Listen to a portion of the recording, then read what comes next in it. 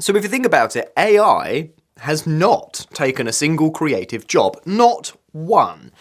Now, I know how that sounds. Sat where you're sitting, watching the work dry up, the rates get squeezed, gigs you spent years building up just stop coming. That part's real. And I'm not going to spend the next 15 minutes telling you to calm down, but the thing doing it to you was never the software. And that's the whole thing. Because it changes what you can do about it. You've been aiming your anger at something that cannot hear you and will never change its mind. The thing that's responsible, well, that you can fight. So that's what this video is, where the harm comes from and what it changes for you this year. So stay angry because you're right to be. You've just been pointing it at the wrong target. And here's what I think we've all been doing without quite noticing it. When we say that AI is taking jobs, we've handed the software something it doesn't even possess. Intent, a decision, a will of its own. A tool has none of that. So I've actually got a comparison for this that I use in my own comment section, and I'll just use it here. You can drive a bus into a crowd of people, or you can drive a busload of children safely to school.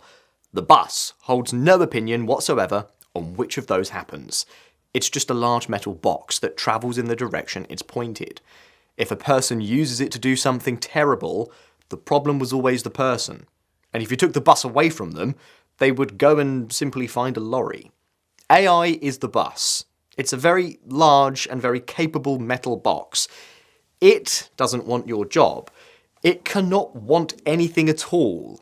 Somewhere there was a person, a chief executive signing off a restructure, a board chasing a share price, a manager who'd been told to get headcount down by Friday, and that person made a decision. And then they pointed at the software, because the software is a wonderfully convenient thing to point at. And you've watched this happen in real time, even if you've never put a name to it. A company announces it's embracing AI, and in very nearly the same breath, a few hundred roles disappear. The framing is always that the technology made it happen, that this was simply progress arriving, the way weather arrives. But technology doesn't make anyone redundant. A person in a room decided the savings were worth more than the people, signed the document, and then reached for the most blameless noun available to stand in front of it. AI makes a fantastic shield, because it's the one actor in this entire story that cannot be held to account for anything. And if you want the receipts that the corporate version of this has already failed, I laid that all out in my last video. AI isn't replacing creatives, it's already failing. Klarna, Salesforce, Duolingo, all walking it back within months. The executives who promised it got paid more anyway, and I'm not going to rehash it here. As far as I'm concerned, that case is closed, and the verdict went in your favour. And I'm not the only one to spot it.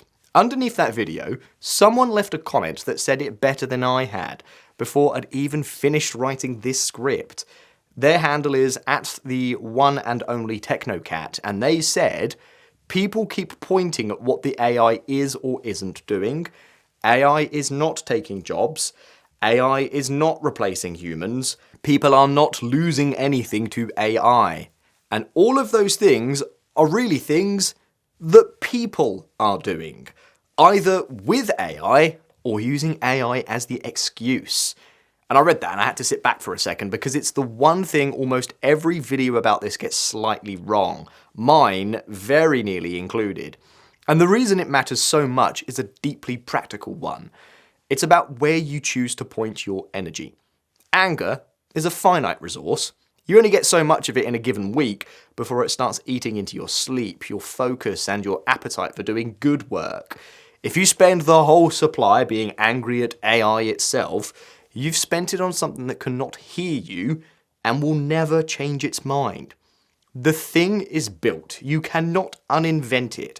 Being furious at it is a bit like being furious at the tide. The people, though, the incentives, the executive who made a dated, measurable, signed-off decision to remove a department and then called it innovation on the earnings call, that you can do something about. You're not going to win a fight against a tool. A person who made a measurable, badly judged decision, though, that you can compete with and beat, which raises a fairly obvious question about me. I've just told you the danger sits with the person wielding the tool, and I am very visibly, a person wielding the tool. It's a thing I get called out in my comments nearly every single week. I get called a hypocrite, criticising what AI does to creative work, while using it every day to make the very videos where I do the criticising. And I'll be honest, the first few times I got that comment, I didn't have a great answer for it, so let me give you one now. I use AI every day. There, I said it. In my client work, in research for some of my video scripts, and in an app I built myself. That app is called SteadyQ, and it's a teleprompter app that I'm literally using right now to read this script. And I mocked that app up by describing what I wanted out loud, and a machine wrote it down and implemented it. And I'm not going to hide a second of that. Hiding it would be the dishonest move. Roughly, day to day, it looks like this. AI helps me get a rough first version of something onto the page, so I'm not just staring at a blank document at 8 in the morning. It handles the tedious end of the research and catches a typo I'd have missed on the third read. What it never does is decide what this video is about. What's true? What's worth your 15 minutes? Which argument is honest? And which one is a cheap shortcut? It doesn't carry the 6 years of watching this industry that tell me which beat is going to work. All of that judgment is still mine. The machine is just quicker. So, am I a hypocrite? The test I'd apply is this. Think about a graphic designer building a poster.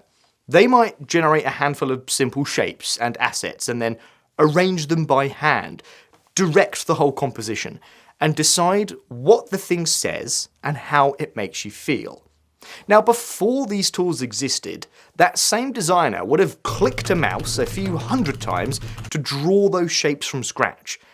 But clicking was only ever implementations, just moving pixels around. The creative act was everything sitting around it. The taste, the composition, the judgment of what works and what falls over. And that part is still completely theirs.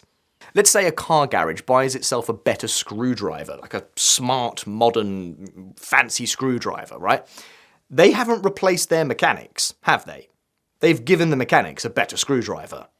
The mechanic still has to know what's wrong with the car. And that's where I draw the line. If the tool is doing the button pushing, and you're still doing the thinking, then you haven't handed away the part that was ever yours. The thinking is the direction, the taste, the judgment, the call on whether the thing is any good in the first place. And there's one thing I want to be very clear about because it matters quite a lot, and because I think a fair few people in my comments need to hear it said out loud.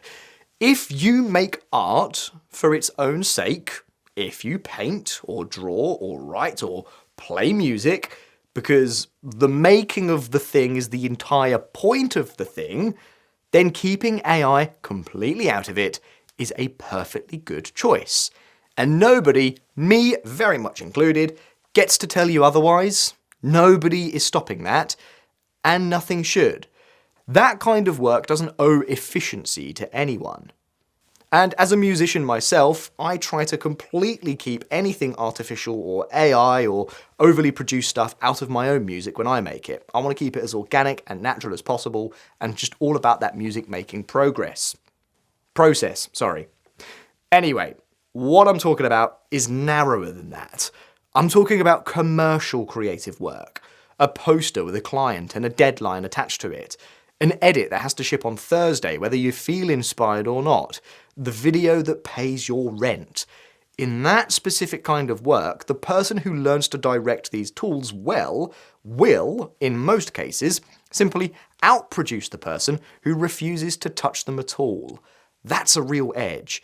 It was true of the designer with the new software, and it's true of the garage with the new screwdriver. So if the software was never the thing to fear, and using it well isn't a betrayal of anyone, what does that change for you this year? First off, you stop pouring energy into a fight you were never going to win. AI exists. It's going to carry on existing. Every hour spent raging at the simple fact of it is an hour you didn't spend on the one thing that protects you. The bigger change is the good one. And here's the thing, once you stop treating the tool as the enemy, you can finally see where it cannot follow you. It turns out there's a great deal of ground over there. A model can generate a competent script in about 9 seconds. What it cannot do is be a person on camera that an audience decides, slowly, over months, that it trusts. It can knock out a passable poster, but it hasn't spent 6 years building the reputation that makes one specific client pick up the phone to you and not somebody cheaper. It can imitate a voice convincingly enough. Actual taste, though, the kind that looks at something technically correct and just knows it's still wrong, that it does not have. And the people who do have it are about to become rather valuable. I'll give you the honest version from my own desk. The thing that held up across 6 years and a whole platform sliding out from under me was never one particular skill that software could copy. It was the slow, boring accumulation of trust. Clients who'd worked with me long enough to just send the next job over with barely a brief attached. An audience that clicks because it's me and not because of a thumbnail managed to trick them. None of that was efficient to build. It took years and there were no shortcuts hidden in it. Which is exactly why a model can't spin one up overnight. And that's exactly why it's worth something. There is one caveat though, and it does matter. This edge only works if you've got the underlying skill in the first place. If someone reaches for these tools, instead of ever learning the fundamentals of their trade, then over time, you get something worrying. A real loss of skill, spreading across a whole generation of work. The tool makes a professional faster. It does not manufacture a professional out of thin air. Learn the trade first, then let the tool make you quicker at it. And the encouraging part is this, buyers have started to notice. I work for a client whose scripts are written in their own language and then translated into English for me to present. The AI translation, frankly, does a bit of a bodge job of it, and every single time I have to go back through and rewrite it into something an English person would actually say out loud. They're not paying me to read words off a page. They're paying me for the judgment that catches the bits that are subtly, unmistakably off. Another point, my local music venue around the corner recently banned artists from putting up AI-generated gig posters. It's quite a small place, I'm a musician, and I'm there quite often. Why did they do that? Well, because someone actually looked at the notice board one evening and realised every single poster pinned to it was AI-generated. Every one of them had that same glossy, slightly weird, uncanny valley kind of look. The fonts that aren't quite real fonts. The faces that don't quite belong to anybody. That same cartoon style that you see from ChatGPT everywhere. All over the shop. The handmade poster had become the rare and valuable thing in the room. And you've all felt this last one. It's becoming a selling point.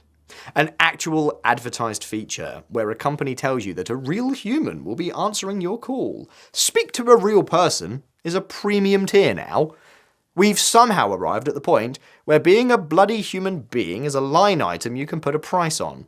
And the data sitting underneath the instinct backs it up. One 2026 survey found that 78% of consumers trust a video with a real person in it more than they trust an AI-generated one. And that's not a thin margin. That's most of the market telling you exactly where to go and stand. So let me bring this all together because I don't want to leave you simply feeling vindicated and then closing the tab. The harm being done to creative work is real. You were never wrong about that part, not for a second. It comes from people making decisions. And the moment you're aiming at the people and the incentives behind them, rather than the tool itself, you've got hold of something you can push back against. Which means, in practice, you can stop burning yourself out fighting something that isn't going to disappear, and you can start building on the ground the tool cannot reach. The version of you that's on camera, the judgment you've spent years assembling, the clients who already know you by name, an audience that belongs to you instead of being rented by the month from a platform. But knowing where to compete still doesn't tell you how to build it. Going from, I ought to have direct clients and an audience of my own, to having them is the harder half of the job. And it's the half that almost nobody walks you through. That's the thing I've sat down and tried to write out in full. And it's called the Off-Platform Playbook. How to build the direct, presenter-led side of a creative business, one step at a time. It's completely free and it's on my website, joshfaulks.co.uk. The link's in the description below. If this video shows you where to aim, that playbook shows you how to move. Right, I'll see you next time.